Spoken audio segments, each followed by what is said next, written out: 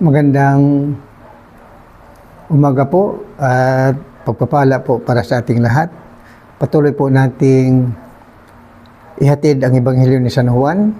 Sa araw na ito ay ating tatalakayin ang Ebanghelyo ni San Juan, Kapitulo 16, versikulo 1 hanggang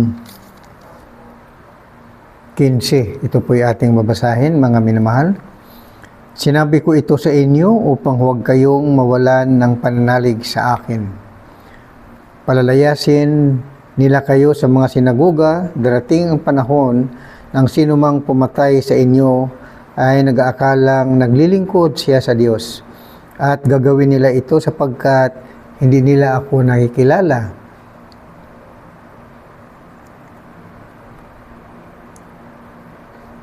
Ni ang aking Ama. Ito ay sinasabi ko sa inyo upang pagdating ng oras na gawin nila, malaala ninyong ipinagpauna ko na ito sa inyo. Hindi ko muna sinasabi sa inyo ang mga bagay na ito sapagkat kasama pa ninyo ako. Ngunit ngayon ay paroroon na ako sa nagsugo sa akin. Wala isa man sa inyo nagtanong sa akin kung saan ako pupunta. At ngayong sabihin ko sa inyo, natigib kayo ng kalungkutan. Ngunit dapat ninyong maalaman ang katotohanan. Ang pag-alis ko'y sa ikabubuti ninyo sapagkat hindi paparito sa inyo ang patnubay kung hindi ako aalis. Ngunit kung umalis ako, susuguin ko siya sa inyo. Pagdating niya ay kanyang patutunayan sa mga tao sa sanlibutan na mali ang pagkakakilala nila sa kasalanan. At ipakilala niya kung ano ang matuwid at kung ano ang katulan. Mali sila tungkol sa kasalanan sapagkat hindi sila nanalig sa akin. Tungkol sa matuwid sapagkat ako'y paroroon sa Ama at hindi na ninyo makikita. Tungkol sa katulan sapagkat hinatulan na ang pinuno ng sanlibutang ito. Marami pa akong sasabihin sa inyo, ngunit hindi pa ninyo kayang unawain ngayon. Pagdating ng Espiritu ng katotohanan, tutulungan niya kayo upang maunawaan ninyo ang buong katotohanan, sapagkat magsasalita siya hindi sa ganang kanyang sarili. Sasabihin niya sa inyo ang kanyang naririnig at ipapahayag ang mga bagay na darating. Ang lahat ng sa Ama ay akin, kaya ko sinasabing sa akin magmumula ang ipapahayag niya sa inyo. Ebanghelyo ni San Juan, Kapitulo 16, versikulo 1 hanggang 15, ang ating paksa, ang gawain ng Espiritu Santo. Mga minamahal, dito sa Ebanghelyo ni San Juan, versikulo 16, 1 hanggang 15, ang kausap rito ni Jesucristo ay ang kanyang mga alagad, ang kanyang mga apostoles. Nabatay rito sa mga versikulo 1 hanggang 4 ay pinapasaunang pasalita ni Jesucristo sa kanila. Pinapauna na sa kanila ang kaalaman na darating ang panahon na sila ay uusigin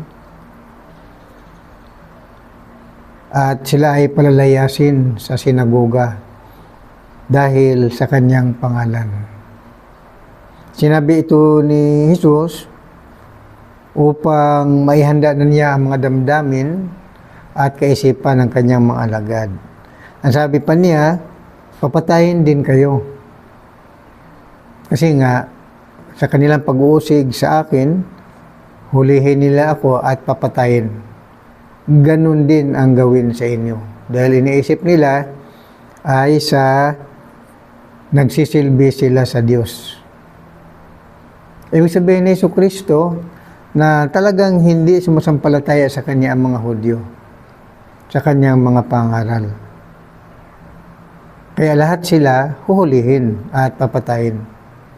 Sabi ni Jesucristo, ito'y sinasabi ko sa inyo upang pagdating ng oras na gawin nila, malaala ninyong ipinagpauna ko na ito sa inyo.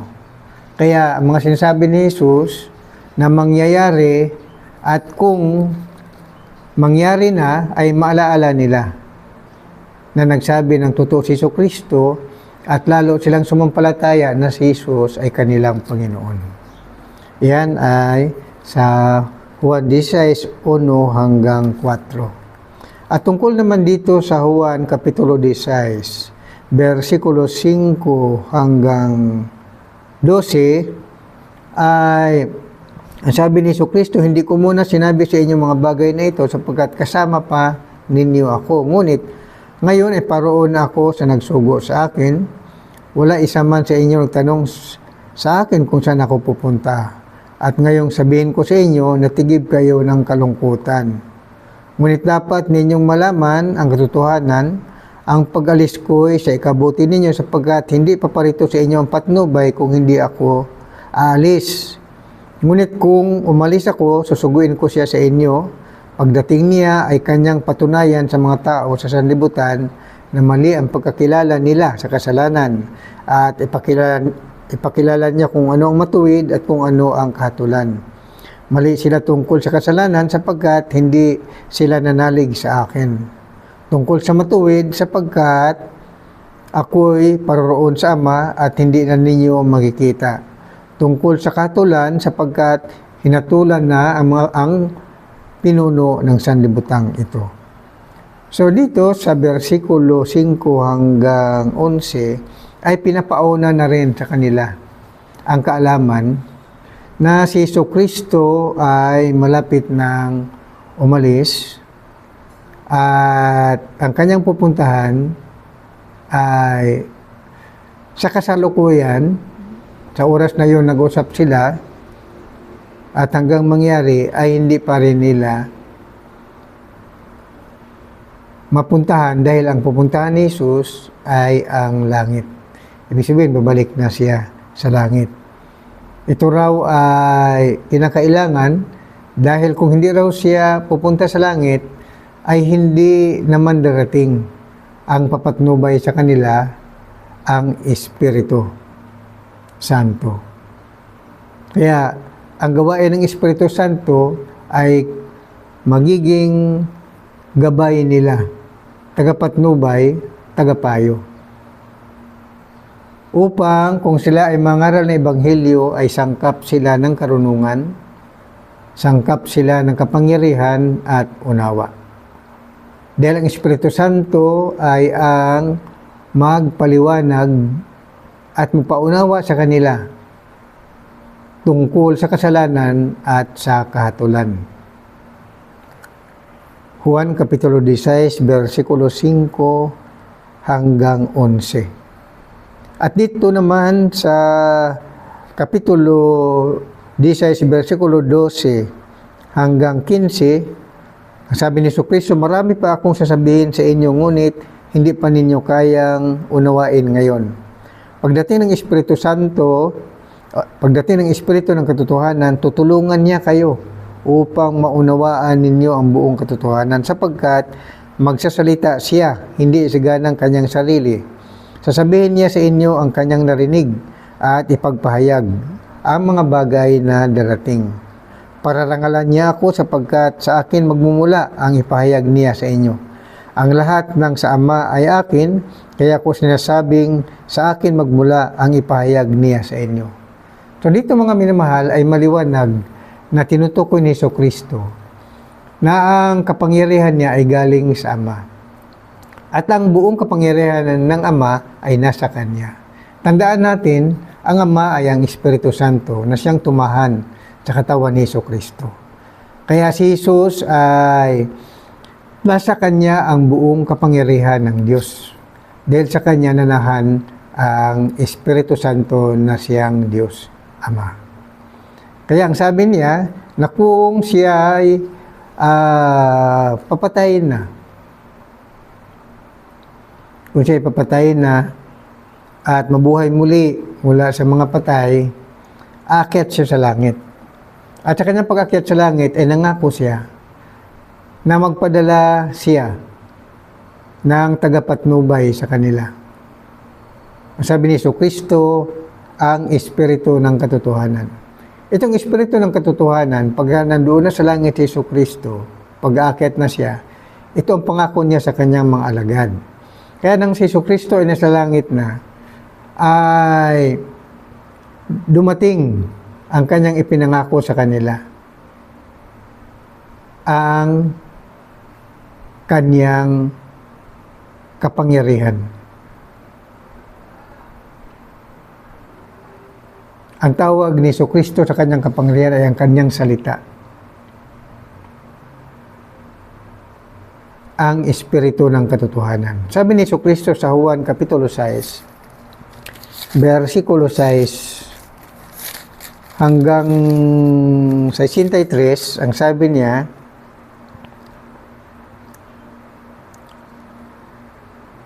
ang Espiritu ang nagbibigay buhay. Hindi ito magagawa ng laman. Ang mga salita na sinasabi ko sa inyo ay Espiritu at buhay. Kaya kung si Kristo ay nasa langit na, ay ipadala niya ang kanyang Espiritu. Ibig sabihin ang kanyang salita. Ang kanyang tinig, mga minamahal. Makarinig sila ng boses. At ang boses na ito ay sangkap ng kapangyarihan, sangkap ng unawa at karunungan. Kaya nung nasa langit na si Kristo, ay dumating ang kanyang ipinangako, ang kapangyarihan ng Espiritu Santo, upang makapagsalita ang mga apostolis at makapagsermon sila, makapangaral sila ng Ebanghelyo sa iba't ibang wika. Ang una nilang natanggap ay speak of the tongue. Nasulat po yan sa Gawa, Kapitulo 2, versikulo 1 hanggang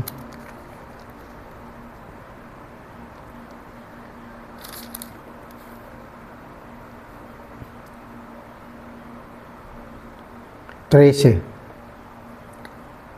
Gawa, Kapitulo 2, versikulo 1 hanggang 13. Ito yung ipinangako. Kaya sabi ni Kristo, sa ngayon, ay hindi pa ninyo maunawaan ang sinasabi. Pero pagdating,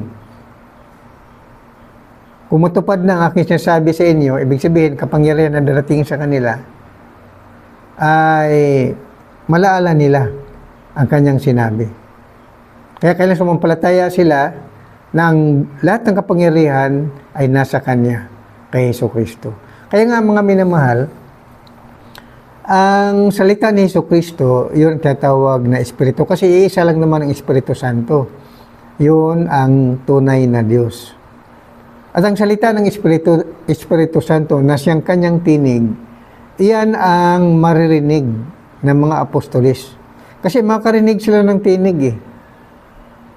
Pagka nangaral sila ng Ebanghelyo, pinadalhan muna sila ng kapangyarihan ng Espiritu Santo, kaya nakakapagsalita sila ng iba't ibang wika. Maliban dyan, makakarinig pa sila ng tinig. At ang sabi ni Kristo, yung aking tinig, yung aking salita, yun ay aking Espiritu. Kaya lahat ng mga narinig ng mga apostolis, yun naman ang kanilang pinapangaral at sinusulat. Kaya ito ang Biblia. Kaya sa ngayon mga minamahal, ang Espiritu ng Diyos ay ang nasusulat, ang kanyang salita. Ito yan, ang Biblia. Kasi hindi na tayo makarinig ng tinig ngayon ng Diyos nasa langit, hindi na. Marinig na lamang natin kung babasahin ng kanyang mga alagad. Sino ang kanyang mga alagad? Yung kanyang mga tinatawag na nagpatuloy sa gawain ng mga apostolis. Kaya pinipili po ng Diyos kung sino ang maghatid ng Ebanghelyo. Katulad ko, halimbawa, tinawag ako na ng Diyos 1993. Isipin nyo na lang, year 33 AD, ang kausap ng mga apostolis si Jesu Kristo. Pagkatapos ako, tinawag sa magitan ng dreams and visions. Nakausap ko.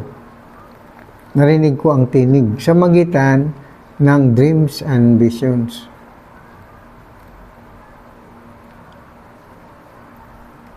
Mga minamahal, alam nyo, dakila ang Diyos. Yung misteryo niya ba, yung kanyang kapangyarihan. Pinipili niya ang kanyang tagapagsalita. At nagpasalamat ako sa Diyos na isa ako sa mga napili para maghatid ng Ebanghelyo. Bagamat ako'y talagang makasalanan, pinaunawa niya sa akin ang lahat ng mga kasalanan ko. Pinagsisihan ko yun. At salamat sa Diyos, binigyan niya ako ng kaunawaan. Kaya ako inalis niya sa Roman Catholic Church, binigyan ako ng karunungan tungkol sa pag-unawa ng buong banal na kasulatan. Amen and amen. Magandang umaga po sa inyong lahat. Ito ang inyong abang lingkod, Pastor Absalom Nabadon Jr. Binigyan ng misyon ng Panginoong Diyos. Ipangaral ang Ebanghelyo ni San Juan upang ipakilala na si Jesus ang ating tatawaging Diyos na makapangyarihan at Ama na walang hanggan. God bless us all. Praise God. Hallelujah, hallelujah. Amen and amen.